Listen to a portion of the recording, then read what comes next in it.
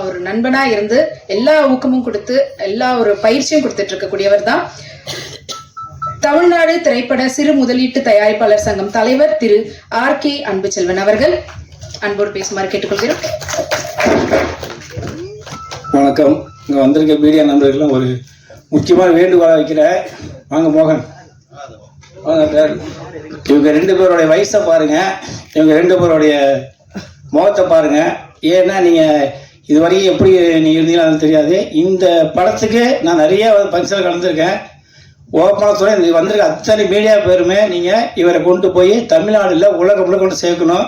அது எந்த பிரச்சனை இருந்தாலும் அதை நான் உங்களுக்கு சப்போர்ட் பண்ணுறேன். எதுவாக இருந்தாலும் குறை சொல்லுங்கள், நான் கேட்டுக்கிறேன். என்ன காரணம்னா இவங்க 2 பேருடைய இவர் சினிமா, இவர் சினிமா. அவங்க 2 பேருடைய வயசையும் பாருங்கள்.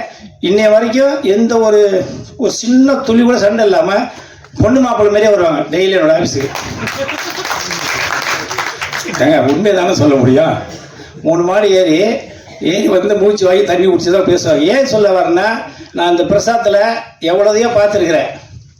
ஒவ்வொரு ஃபங்க்ஷன்லேயும் ஏன் இதே பிரசாதத்தில் இவங்க வைக்க முடியாதுன்னு சொன்னாங்க. நான் தான் சொன்னேன், சிம்பிளாக பண்ணேன். இதே வேற ஒரு ஆள்கிட்ட 3 லட்ச ரூபா கேட்டிருக்காங்க.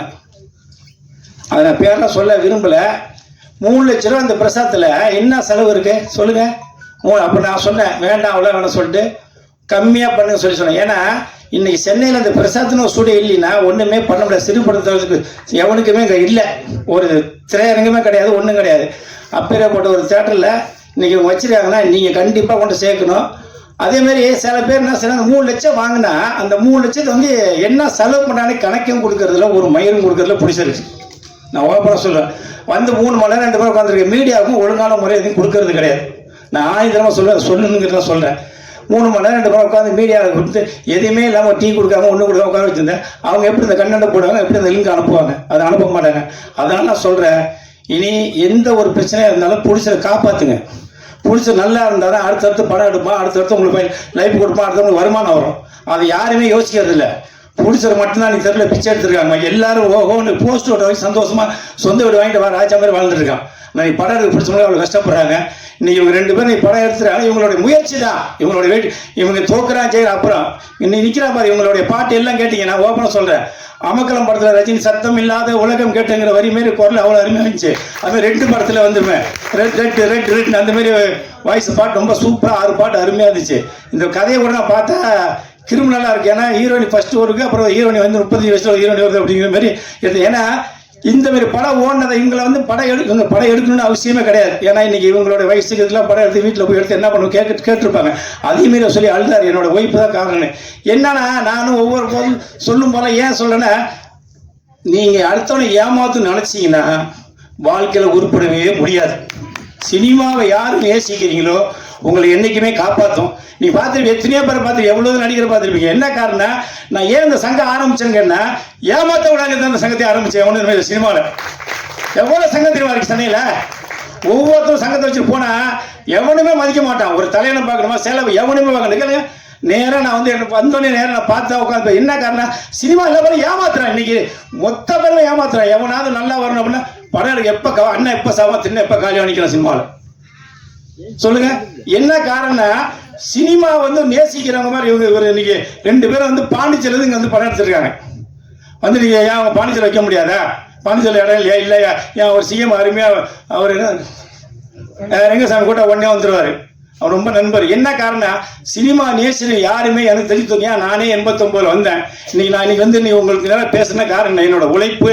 நான் எவனையுமே ஏமாத்தமா சினிமாவுக்கு வந்தேன். நான் இன்னைக்கு வரைக்கும் நான் அப்படிதான் இருக்கேன். ஏதாவது நேரம் கூட்டு பேசணும், நேரம் வீடியோ போடுறேன், முடிஞ்சவா மோதி பார்த்துறான். என்ன காரணம், சினிமா ஜெயிக்கிற எவனுமே தோத்தது இல்லைங்க. ஆனால் தோக்கக்கூடிய காரணமே நம்மளோட ஏமாத்துறவர்கள் தான். அதனால இந்த அனல்மலை என்ன காரணம்னா நான் உங்கள்கிட்ட சொல்ல ஒவ்வொரு நடியும். இதே கேமராமேனோட ஏதோ ஒழுங்காக வரல சொல்லி என்ன சொல்லியிருந்தீங்களா? கேமராமேன் ஃபஸ்ட்டு போய் எல்லாரும் வந்துடுவாங்க. கேமராமேன் அப்போ தான் பேட்டரி போடுவாங்க, சார்ஜர் போடுவாங்க. இனிமேல் தான் ஏறின ஆரம்பினார். உடனே அவனை ஏன் தூக்குனேன். அப்புறம் மதுலேருந்து ஒரு வழியை சைஸ் பையன். என்ன காரணம்னா, நீங்கள் காலம் முழுக்க சினிமாவில் இருக்கணும்னா எக்காரத்தை கொண்டும் உங்கள் நம்பியவளை யாரும் ஏமாத்தாதீங்க. இவ்வளவு நாள் நீங்கள் கண்டிப்பாக லைஃப் கொடுத்தாகணும். என்ன காரணம்னா, இன்னைக்கு இவ்வளோ பேர் வர வச்சு இன்னைக்கு வச்சிருக்காருன்னா காரணம் நான் தான். அது வேணான்ட்ட தலைவர் கொண்டு எப்படியாவது சேர்க்கணும். இந்த படத்தை கொண்டு எப்படியா சேர்க்குனாங்க. நீங்கள் நல்லா கேட்குறீங்க, பாட்டு எல்லாமே நல்லா இருக்கும். உங்கள் லொக்கேஷன் கொஞ்சம் முன்ன பின்ன இருக்கும். காரணம் அவரோட பட்ஜெட் அதான் சிறு பட தயாரிப்பாளர் சங்கம்னு சொல்லுவாங்க. ஆனால் உண்மையிலேயே அம்மா சொன்னாங்க கதை நல்லா இருந்தால் ஓடுன்னு. அதனால் வாசிகமாக்கு நான் சொல்கிறேன், தயவு செய்து நீங்கள் வந்து தமிழக தேர்வாணையோட குழு திரைப்பட தேர்வு குழு தலைவர் இருக்கீங்க, சேர்மன், அதுதான் நீங்கள் சாதாரண ஆள் இல்லை. நான் என்ன சொல்கிறேன்னா, இப்போ கேரளா, கர்நாடகா, ஆந்திராலாம் பார்த்தீங்கன்னா சென்சார் பண்ணோடனே மானியம் கொடுத்துருவாங்க. மேடம் உங்களுக்கு தான் சொல்கிறேன், இருந்தாலும் நீங்கள் சீஃப் கெஸ்ட் தான், உங்களுக்கு சொல்லும் போது மீடியா போடுவாங்கள்ல. அதனால தமிழக அரசுக்கு நீங்கள் பரிந்துரை பண்ணணும். காரணம் என்னன்னு கேட்டால், சின்ன படத்து யாருமே கலைஞரோட முடிஞ்சு போச்சு. கலைஞருக்கு அப்புறம் இது வரைக்கும் மானியமே சரியாக யாருமே கொடுக்கல. எங்களோட கோரிக்கை தான் வைக்கிறோம். வேற நீங்க ஆமா, ஏன்னா நீங்க தலைவர் எல்லாம் சொல்லணும். ஏன்னா இல்ல இதை விட்ட வழி கிடையாது. சொல்லுவாங்களா, கும்பிடப்பட தெய்வம் குறுக்கவன்னு சொல்லுவாங்கல்ல. நீங்க நமக்கு தேர்வான குழு தலைவரே இங்கே வந்திருக்காங்க. இதை விட நமக்கு என்ன வேணும் சொல்லுங்க. இது வரைக்கும் எந்த ஒரு வந்ததில்லை. தமிழ்நாட்டில் திரைப்படத்தை பார்த்து அதை ஓகே பண்ணக்கூடிய வாய்ப்பு அம்மா சேர்மனுக்கு உண்டு. அதனால மீண்டும் ஒரு முறை சொல்றேன், இவங்க 2 பேருக்கும் நீங்க கொண்டு போய் இருக்கிற மீடியா அத்தனை பேருமே கொண்டு போய் ஃபுல்லாக கொடுங்க. தயவு செய்து எங்கேயுமே மிஸ் பண்ணாமல் எடுத்து இதை வந்து சப்போர்ட் பண்ணுங்க, பப்ளிஷ் பண்ணுங்க, எல்லா பேரும் கொண்டு சேருங்க. நன்றி, வணக்கம். யாரு? ஆமாம், கூல் சுரேஷ் எங்கள் சங்கத்தோட உறுப்பினர். நான் கேட்பேன், சுரேஷ் நிறையா சார் எல்லாத்தையும் எனக்கு யூஸ் பண்ணுறேன் சார், ஆனால் என்னை யாருமே படத்தில் போய் ஹீரோ எடுக்க மாட்டேங்கிறேன் சார், நான் எப்படி சார் போக முடியும் அப்படின்றாப்புல. இது உண்மையான வார்த்தை. ஆனால் கேட்கும்போது ஆமாம் சுரேஷ் அப்படின்னா, நான் இனிமேல் கண்டிப்பாக என்னோட சங்கத்தில் வர எல்லா படத்துலையுமே நான் உனக்கு போட சொல்கிறேன், ஹீரோ போட சொல்கிறேன். இல்லை இல்லை சார் எல்லாத்தையும் நான் வர்றேன் போகிறேன், என்ன வச்சு எல்லாருமே மேலே வராங்க, ஆனால் எனக்குன்னு ஒரு சப்போர்ட்டே பண்ணாமல் தான் எப்படி சார் ஓப்பனாக சொல்லலாம். உண்மை தானே? 100 பேர் சொன்னாப்புல. அதனால மீடியாக்காரங்களும் சேர்ந்து எல்லாருமே நம்ம கூல் சேல்ஸை ஒரு நல்ல நாளைக்கு கொண்டு வரணும். ஏன்னு கேட்டால் இந்த மாதிரி நல்லா சின்ன படத்தில் வரும்போது இன்னும் வருவாப்புல. பணக்காசு அப்புறம் விட நமக்கு வாய்ப்பு கொடுத்தா கூட கண்டிப்பாக வர்றேன் அப்படிங்கும்போது நம்ம கூல் சுரேஷ் கண்டிப்பாக மனப்புறம் பாராட்டணும். இந்த அனல் மொழியில் இப்போ கூல் சுரேஷ் வந்து ரொம்ப சிறப்பாக பேசுவாப்புல. நான் நிறைய பேசணும்னு ஆசைப்பட்டேன், வேண்டாம். ஏன்னா இவங்க 2 பேர் தான் எனக்கு மெயின் முக்கியம். இவங்க 2 பேரும் நீங்கள் கொண்டு போய் நல்லபடியாக சேர்த்து இவங்களை மீண்டும் அடுத்த படம் எடுக்கிறதுக்குள்ள சப்போர்ட் நம்ம மீடியாவை கண்டிப்பாக பண்ணுங்க. எந்த குறையாக இருந்தாலும் எனக்கு ஃபோன் பண்ணுங்க. நன்றி, வணக்கம். ஒரு ஆண்டும் அவங்க இடத்த கூட்டு என்னை பெருமைப்படுவாங்க. ரொம்ப பெருமையாக இருந்தது. எல்லா நண்பர்களும் என்னுடைய சக கலைஞர்களும் இங்கே இருக்கிறாங்க, இங்கேயும் இருக்கிறாங்க. எல்லாருக்கும் என்னுடைய நன்றியை தெரிவிச்சுக்கிறேன். ஆனால் இந்த கதை வந்து ரொம்ப நாளுக்கு முன்னாடி எழுதின கதை. தயாரிப்பிலையும் நாடகமும் நடந்தது. மக்கள் வரவேற்பு இந்த நாடகத்துக்கு அதிகமாக இருந்தது. அதனால் இந்த கதையை படமாக பண்ணால் சிறப்பாக இருக்கும் அப்படின்னு சொல்லிட்டு அது படமாக பண்ணோம். மழை எப்போவுமே ஒரு குளிர்ச்சி தரக்கூடியது. ஆனால் அதுவே அனலாக இருந்தால் எப்படி இருக்குன்றது தான் இந்த கதையோட தன்மை. இது பார்த்துருப்பீங்க, ட்ரெய்லர் பார்த்துருப்பீங்க. அந்த ட்ரெய்லரில் என்னன்றது ஓரளவுக்கு தான் தெரியும். படத்தை பார்த்தீங்கன்னா முழு உண்மையும் உங்களுக்கு புரியும். பிரியா விட்டதுனால தான் நான் சத்தியமாக சொல்கிறேன், இந்த மேடையில் நிற்கிறேன்.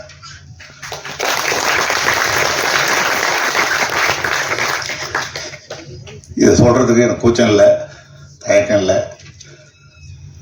இந்த அளவுக்கு வளர்கிறதுக்கு காரணம் அவங்க தான். இன்றைக்கி இந்த இடத்துல நிற்கிறேன், ஒரு படத்தையும் பண்ணியிருக்கிறேன். நீங்களாம் பார்த்துருப்பீங்க.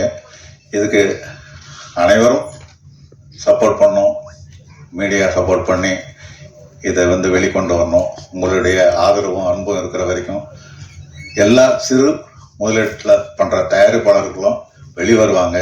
அவங்களுக்கு நீங்கள் கை கொடுங்க. நல்ல படங்கள்லாம் வருது, அவங்களுக்கு ஆதரவு கொடுங்க. எல்லா படமும் வெளியே வரணும், எல்லா தயாரிப்பாளரும் நல்லா இருக்கணும். மீண்டும் மீண்டும் அவங்க படம் எடுக்கிறதுக்கு ஒரு வாய்ப்பு கொடுங்க. ஆனால் தயாரிப்பாளரும் நல்ல கதைகள் எடுங்க. அடிக்கடி அன்பு சொல்லுவார், ஒரு தயாரிப்பாளர் வருவார், அவரே தயாரிப்பாளர், அவரே இயக்குனர், அவரே நடிகர் என்ற மாதிரி எல்லா பொறுப்பையும் அவரே எடுத்துக்கிட்டு தான் பண்ணுவாங்க. அதுபோல் எடுக்காமல் அவங்கவுங்களுக்கும் வாய்ப்பு கொடுங்க, வழங்குங்க. அது மிகவும் சிறப்பாக இருக்கும். கதையும் நல்லா இருக்கும். நல்ல கதைகளை தேர்ந்தெடுத்து அழகாக பண்ணிங்கன்னா படம் வெற்றி பெறும், நாமளும் வெற்றி பெறலாம். இந்த தருணத்தை கூறி இங்கே வந்திருக்கிற அத்தனை பேருக்கும் நான் மீண்டும் மீண்டும் நன்றி சொல்லி இந்த தருணத்தில் இங்கிருந்து விடைபெறுகிறேன். நன்றி, வணக்கம். சிறிய முதலீட்டில் வரும் படங்களுக்கு யாரும் ஆதரவு தருவதில்லை என்று சொன்னார்கள். நல்ல கதையம்சம் கொண்ட படங்களுக்கு மக்கள் ஆதரவு இருந்தால் வேறு யாருடைய ஆதரவும் தேவையில்லை என்பது என்னுடைய சரியான கருத்து. நிறைய இருக்கிறது என்பதில் எந்த விதமான சந்தேகம் இல்லை.